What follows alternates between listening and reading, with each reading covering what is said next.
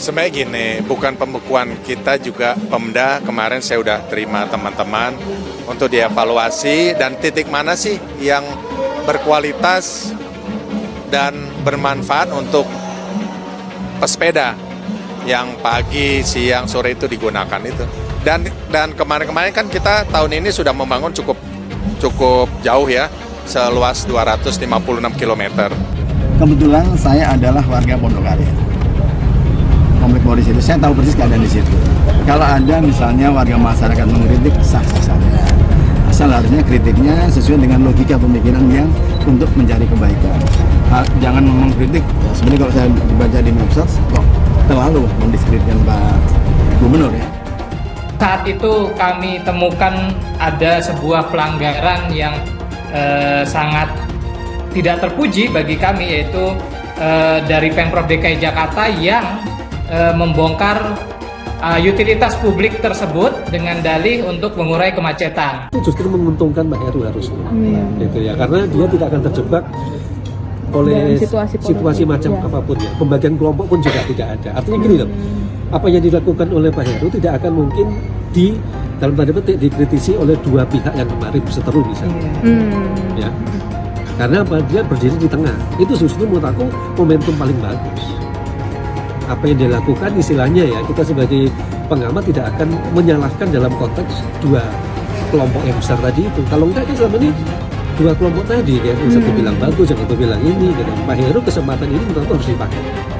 Kalau mau tuntaskan sekalian ya, PR-nya kan banjir, macet, sama tata ruang kan berhubungan semua. Udah itu aja, cuman kita pikir kan nggak mungkin se-Jakarta. Ambil sampelnya tadi Melina. Kalau mau banjir, oke, satu sungai tapi tuntas. Itu akan lebih jauh bagus. Artinya yang sering aku katakan, kalau Pak Heru berhasil, maka dia punya dua kesempatan. Satu kesempatan untuk melanjutkan, kan setahun cuman kan, artinya sampai 2024 dia bisa diperlanjutkan. Atau kedua, dia meninggalkan warisan yang berharga bagi kota Jakarta. Dan itu akan lebih dikenal ya. Sementara kalau yang lain lebih kepada nanti urusannya ke politik kan. 2024 kan pasti akan muncul isu-isu baru lagi. Pak Heru tidak perlu bikin program baru, tidak perlu nama baru, ya kan? Karena itu mengangkat namanya dia. Justru itu mengangkat nama dia, kenapa? Karena tidak akan urusan soal begituan. Tapi yang paling nanti ya, dia harus benar-benar dalam tanda petik mengatakan tidak kepada program-program yang kemarin diperdebatkan. Misal sumber resapan air, ya, vertical drainage atau istilahnya apapun gitu kan. Meskipun ada di rencana pembangunan daerah (RPD-nya) kan, tapi dia bisa punya hak untuk mengatakan, oke, saat sekarang saya hanya fokus pembenahan Sungai Ciliwung.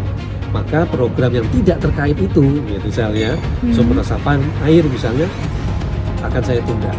Halusnya kan begitu. Nah, itu harus juga berani dilakukan di program-program lain yang menurut Pak Heru tidak penting. Ya, contoh paling mudah namanya program DP rupiah gitu ya. Lebih baik Pak Sarjoko nyiapin rumah susun untuk yang akan direlokasi di sungai tadi.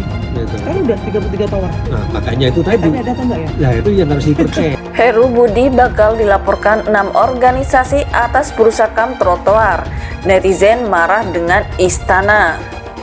Dikutip dari News Jakarta, netizen merasa marah dengan istana terkait penunjukan Heru Budi Hartono sebagai PJ Gubernur DKI Jakarta karena kini ibu kota terancam rusak. Pasalnya, 6 organisasi akan melaporkan Heru Budi lantaran dianggap merusak trotoar saat rekayasa lalu lintas lalin di kawasan Simpang Pasar Santa, Jakarta Selatan. Menurut netizen dengan akun Twitter _HC_Poirot, Heru Budi harus diberi pelajaran agar tahu ada warga yang masih peduli dengan tata kota yang bersahabat bagi manusia. Heru Budi ini perlu ditabok sampai geger otak, biar dia tahu bahwa di Jakarta itu masih ada warga yang peduli akan tata kota yang bersahabat dan berperadaban, ungkapnya. Jangan mau Jakarta dirusak oleh orang titipan istana, sambungnya dikutip News Kamis 20 April. Untuk diketahui, 6 organisasi mengeluarkan pernyataan bersama terkait pengaspalan trotoar yang dilakukan Heru Budi. Organisasi tersebut adalah Bike2Walk, Koalisi Pejalan Kaki, Komite Penghapusan Bensin Bertimbal KPBB, Road Safety Association, Greenpeace, dan Institute for Transportation and Development Policy ITDP. Urban Planning Gender and Social Inclusion Associate ITDP Deliani Putri Ayu Sirgal menyebut permasalahan kepadatan kendaraan bermotor di Kebayoran Baru bukan karena kekurangan ruang, tapi jumlah penggunaan kendaraan yang terus meningkat, kata Deliani dalam keterangan tertulis bersama 6 organisasi Ahad 16 April 2023 dikutip dari demokrasi.id. Lebih lanjut, penambahan jalur untuk kendaraan pribadi malah berpotensi menaikkan kemacetan karena berdampak pada penurunan kualitas layanan kendaraan umum. Penambahan jalan justru semakin mengundang kendaraan bermotor pribadi untuk menggunakan jalan dan bagian dari siklus ketergantungan penggunaan kendaraan bermotor pribadi di kota. Alhamdulillah, PJ Gubernur dapat hidayah untuk membangun kembali jalur sepeda dan trotoar, ujar Ketua Fraksi Partai Nasdem DPRD DKI Jakarta Wibi Andrino pada Rabu 19 April 2023. Meski demikian, Wibi berjanji bakal meminta penjelasan detail soal pembongkaran jalur sepeda dan trotoar di persimpangan Pasar Santa, Jakarta Selatan kepada dinas terkait. Dia menyebut keberadaan fasilitas tersebut selama ini digunakan masyarakat untuk bermobilitas menggunakan sepeda maupun berjalan kaki. Fraksi Nasdem meminta penjelasan detail. Kami menolak pembongkaran itu, sudah semestinya dalam mengambil keputusan itu dipikirkan dulu, katanya. Wibi mengatakan langkah yang dilakukan pemerintah dengan menyingkirkan ruang bagi pejalan kaki dan pesepeda merupakan suatu kemunduran. Padahal di kota-kota maju di dunia, para pejalan kaki dan pesepeda diberikan ruang yang cukup untuk bermobilitas. Sangat primitif langkah yang diambil Pemprov di tengah kota-kota maju memuliakan pejalan kaki dan pesepeda, ucap Wibi yang juga menjadi anggota Komisi C DPRD DKI Jakarta ini. Diketahui pemerintah DKI Jakarta berencana membangun kembali jalur sepeda dan trotoar di persimpangan Pasar Santa Kebayoran Baru, Jakarta Selatan dari yang sebelumnya dihilangkan dan diganti jalan raya. Jalur sepeda dan trotoar itu rencananya akan kembali dibuat di sekitar Pasar Santa atau tak jauh dari lokasi pertama.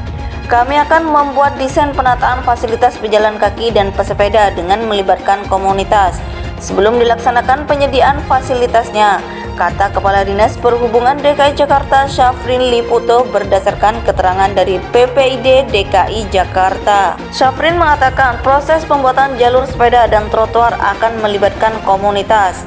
Selain itu, turut juga melibatkan Road Safety Association dan Institute for Transportation and Development Policy ITDP dalam pertemuan yang berlangsung pada Minggu 26 April 2023. Dalam pertemuan di Sub DKI Jakarta akan menjelaskan soal tujuan dilaksanakannya penataan Simpang Santa dan akan dilaksanakan penataan kembali terhadap fasilitas pejalan kaki dan pesepeda di kawasan tersebut.